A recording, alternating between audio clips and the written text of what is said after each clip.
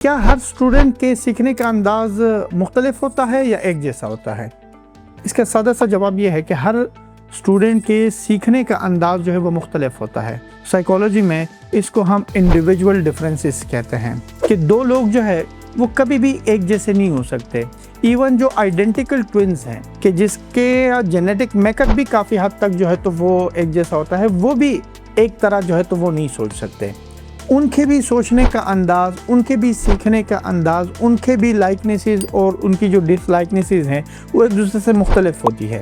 تو دو افراد کبھی بھی ایک طرح سے نہیں سیکھ سکتے۔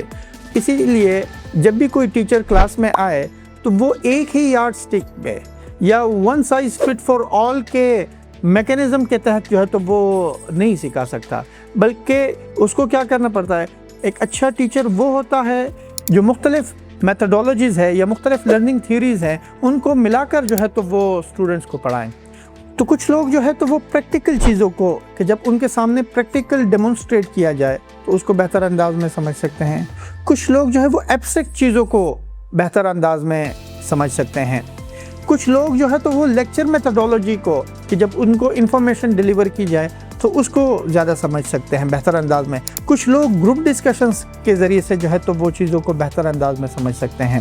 تو ایک اچھا ٹیچر وہ ہوتا ہے کہ جو ان تمام میتھڈولوجی کا ایک بلینڈ بنا لے اور اس کو کلاس کے اندر جو ہے تو وہ استعمال کرے۔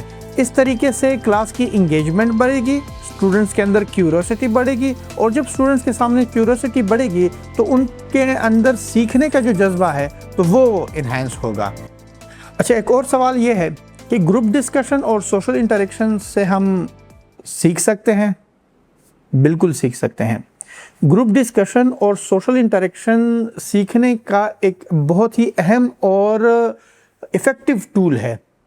دیکھیں، اگر ہمارے پاس کوئی انفارمیشن ہے اور اس انفارمیشن کی بیس کے اوپر ہم ڈسکشن جنریٹ کریں اور پھر اس میں ہم اپنے جو ہماری انڈرسٹینڈنگ تھی وہ بھی ایکسپریس کریں اور دوسروں کی انڈرسٹینڈنگ کو بھی جو ہے تو وہ سنیں، تو اس سے کیا ہوگا کہ اس پرٹیکولر ٹاپک کے حوالے سے جو اس کے مختلف آسپیکٹس ہے، اس مختلف آسپیکٹس کو دیکھنے کا، سننے کا اور سمجھنے کا ہمیں موقع ملتا ہے۔